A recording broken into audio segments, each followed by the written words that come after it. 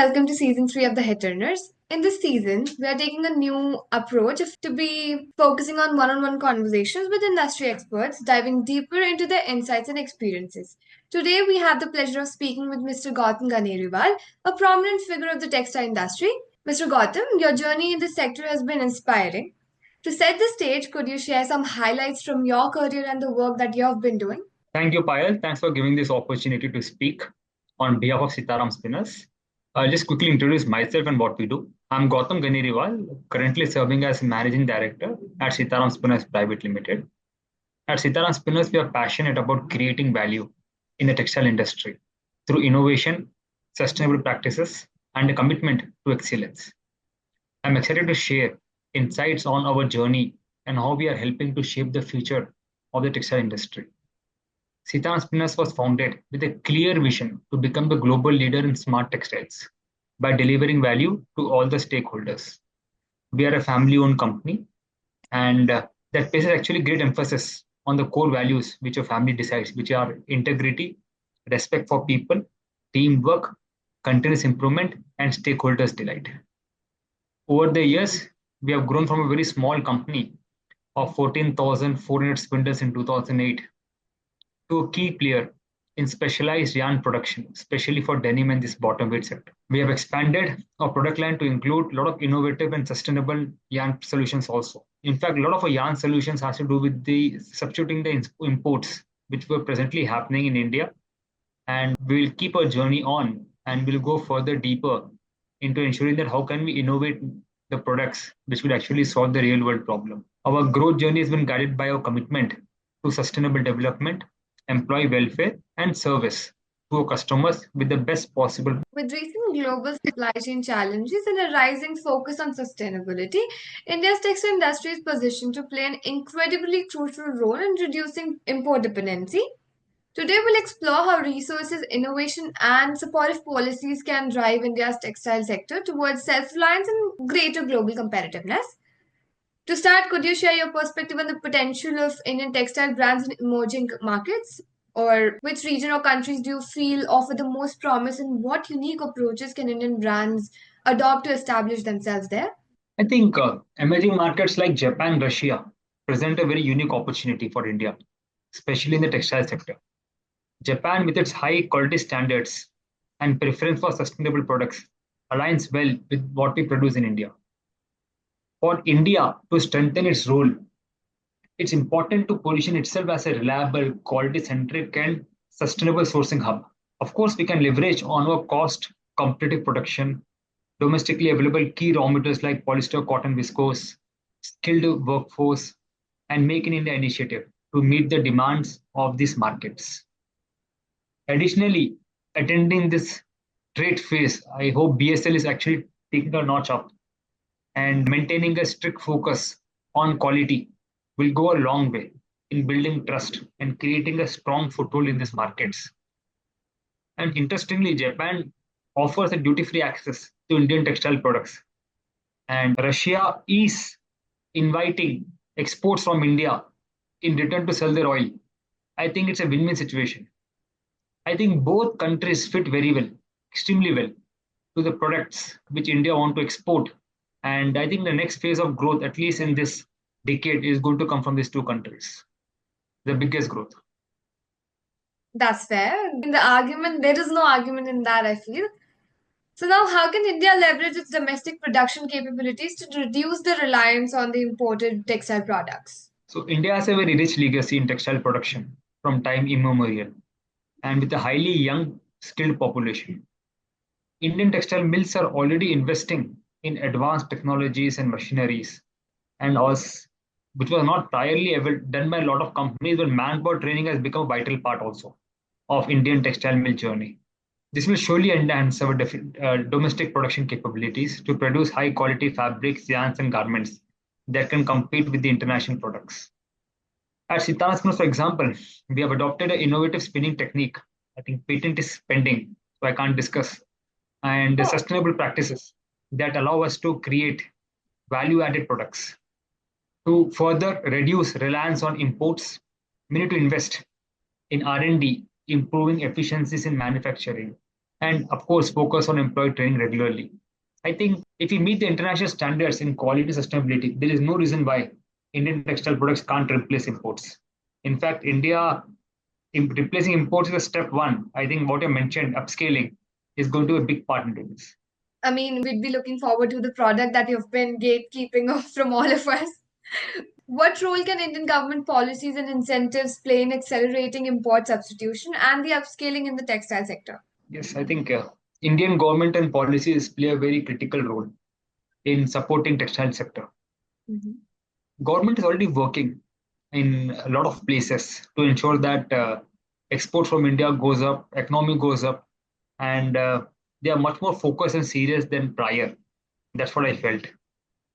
Government is already working on PLI, which was launched in 2020, to be more inclusive. They are including more products of textile, subsectors of textile industry, especially garmenting, which is lacking in India. They are spending huge amount of money on infrastructure. We can see and we can feel what's happening nearby. Skill development under PMKY is a very good scheme, intermittently implemented. Mhm. FTAs with other countries have been worked out, labor laws have been worked out, Electricity Act they have been working upon. So I think government is hitting the right areas in most of the cases. Right. I also felt that import duties on specific textile products, especially the raw material, could be adjusted to encourage domestic production. The government could also consider tax benefits for the companies who are investing in the sustainable practices, which will encourage sustainability and that will actually make it easier for companies to adopt eco-friendly technologies and strengthen Indian position as a sustainable textile hub. And that's likely to be the future.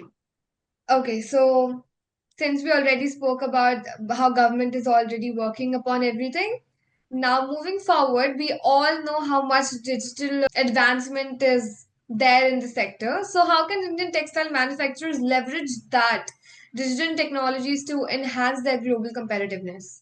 Digital technology has become an indispensable part of textile sector, especially as industry 4.0 gaining momentum. We have been adopting digital technologies which can enhance efficiency, improve quality control, and achieve better transparency across the supply chain. At Sitaram in particular, we are actively exploring digital solutions to streamline our process right from raw material procurement till production planning and customer relationship management. And we are very deeply focused in that. Technology such as AI, IoT enabled machinery, data analytics, of course, can play a very you can optimize the production processes, reduce waste, and ultimately lowering cost. In our own spinning mill, each and every spindle, each and every machine is been connected with the internet, in fact. So we get a data, what's happening, how the big analytics also helping us to understand which spindle example is been having a regular particular problem or what is the particular machine efficiency we are able to get. So I think in a way, the decision making process is extremely streamlined with this technology platforms. And additionally, using these digital platforms for marketing, e-commerce can help us reach international customers more efficiently and showcase our products on global scale. In fact, I know a few companies based out of India who are actually listing themselves on e-commerce website of Amazon, their local websites, and they are actually exporting from India. So I feel this digital technology have made the world a smaller place with the e-commerce, and that is actually helping Indian textile manufacturers, startups, brands to explore the complete world and not just be limited by the boundaries of India. And that's a fantastic thing to happen. As you're also aware, India is one of the highest exporters of IT. So I believe that digital technologies or this platform, using it will be much more quicker by Indian textile companies once they get a taste of it or once they're able to understand it. I think they are going to exploit this. In fact, the shining example of the same is Sheen. Sheen is able to one of the biggest textile company out of nowhere in 14, 15 years with the highest valuation based out of Guangzhou. They are able to export almost 70% of their revenue, if I understand, last year was from US. And that too only from TikTok and e-commerce platform, which are great stuff. So I think Indian brands, Indian mills, direct to consumer brands can actually look into this particular segment. And I think Indians are going to exploit this to the fullest extent and quite exciting times ahead. Since the world is, I mean, accessible now to us, Let's talk about the challenges as well. What are the key challenges in upscaling the Indian textile industry, and how can these challenges be addressed? There are several challenges of in facing in Indian textile industry, and there is a constant communication by our association city and the textile ministry and other various fronts. So to start with, the basic has been infrastructure. Though India has been spending a lot of money on infrastructure, it's in work in progress. We can see that. However, I still feel that the time taken is pretty high. Still, the transportation is cost is pretty highly dependent only on roadways. Other modes of transportation like railways is not been that great. Though I understand Indian government is talking about dedicated freight corridors also to address this issue. And I think it's a work in progress. Second issue I feel is skilled workforce. Upskilling workforce is an essential to incorporate the advanced technology and meet the global standards. In fact, a lot of quality issues which comes from the Indian textile mill is not because of the raw material per se as such. It is because of wrongful training or the untrained employees who work on the shop floor.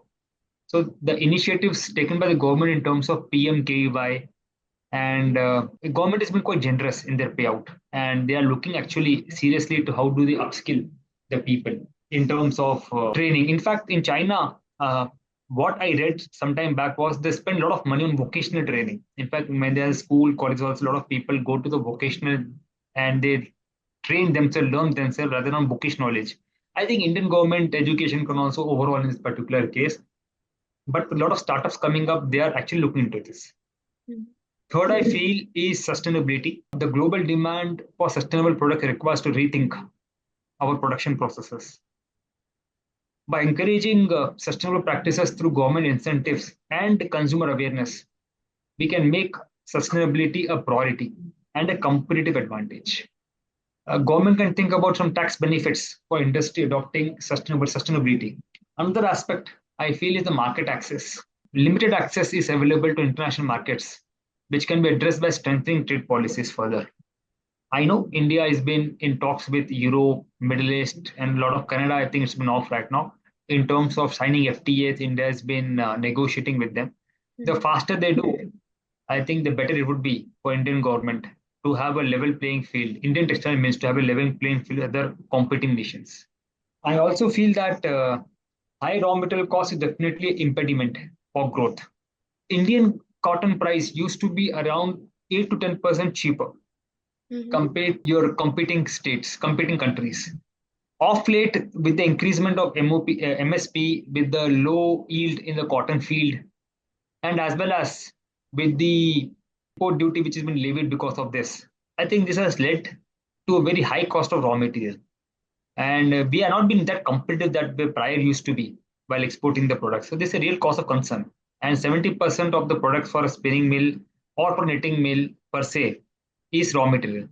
Even in terms of polyester and viscose, India has been about 15 to 20% expensive compared to China landed mill. So that's really a cause of concern for us to scale up. Another aspect, now India is doing extremely well in spinning mill. That has to do with the LMWs and Twizzlers and other ecosystem of spinning mill being created in India. And ITF, Indian Textile Federation also states that, no, sorry, International Textile Federation also states that India spinning mill are the most efficient spinning mills in the world. I think it has to do with the ecosystem which has been created, which is very fantastic to hear.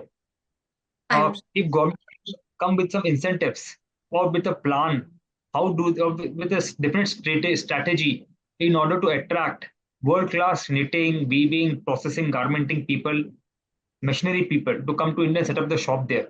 This would be a real game changer. I think this can really help India pep up the sales. In fact, billions of dollars are being spent by Indian textile mills importing machinery, which could actually be saved. And of course, labor loss. Garmenting industry in India has been very poor. Labor laws are very rigid and doesn't promote huge garmenting facilities. The other day I was in Surat, in fact yesterday itself, and day before yesterday, sorry, and I've seen small garmenting mushrooming in Surat. But the capacity, they have 200 capacity, one person has about 160 capacity, another person 300 seater capacity. What I noticed is they were not running full capacity because of the labor shortage. If I go to Bangladesh, which I went last year, I found a capacity of 5,000 seater, 4,000 seater, and they were doing pretty well. So It has to do with the labor laws. I think Indian government needs to be more pragmatic and practical in dealing with the situation, considering other countries' policies in consideration. And last but not the least is the electricity policy. Now, electricity is like been hijacked by state government in terms of cross subsidizing free power on industries. What's ultimately happening is it is increasing the cost for manufacturing in India. Now, for a spinning mill per se, 45% of our production cost, manufacturing cost comes is from electricity. And I would reckon the same would be for weaving mills also. Now, with the high electricity cost, with the high raw material cost, it gets very difficult to compete on a long run. Indian government is looking to create an employment opportunities here, where this has to do with the changing of the electricity as such, wherein an act could be, I know it's under consideration by the central government. They should pass a universal act which ensures that there is a similar policy across the states, and also they can make this policy to include renewable energy as part of it, which will be more sustainable growth. So in a way, I feel that government could do much more, not just on this particular 6 7 fronts which I mentioned. There are so many fronts which also government knows about it, and taking this action, though we have been communicating from the association and government is well versed with it, they're taking action on it as soon as possible would really help the industry. For sure, for sure. To end with that note, that government and all of us together needs to, work towards all of these points that we all are aware of. I think it was wonderful. It's been great to have your expertise and perspective here, especially on such an impactful topic. I mean, import substitution and upscaling has been the talk of the hour. We know about it. So, as we know, the sector holds immense potential and support both demands and assert itself as a competitive force in global markets. Let's just hope for that. And with that note, I am so, so grateful for you to do this again with me. Thank you so much for the opportunity to discuss Indian textile industry's future and role of Sitaram spinners in it. I think we believe that with the right mix of innovation, government support, technology, sustainable practices, India can be a definitely potential leader in textiles. For And sure. at Sitaram Spinners, we are committed to contributing to this vision by producing quality products that meet international standards. We will do our bit. I encourage all of us in the industry to work together and seize this opportunity ahead. I mean, making Indian textile a name to reckon with worldwide should be our dream to conquer. Thank you so much. Thank you so much.